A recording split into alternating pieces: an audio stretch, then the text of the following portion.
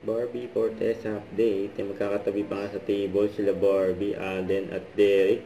And OG Twin Academy, Twin Heart. Yun, no?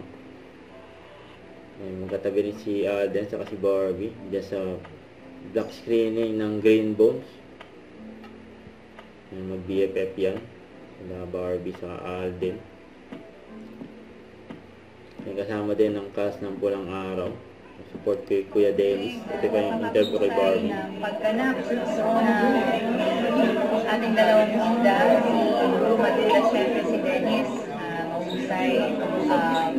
Pero ibang klase pa rin talaga ang storytelling and direction ni Direk Steve.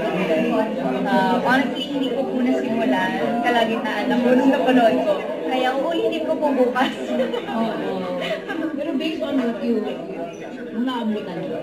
Ay, napakagaling, napakahusay. Lahat actually, lahat ng mga artista, andun si Mikoy, nandun si Saron Lazaro, everyone was so good. Ang galing-galing ng lahat. At natumbasan yung husay ng lahat dahil napakaganda ng storya ng direction, syempre.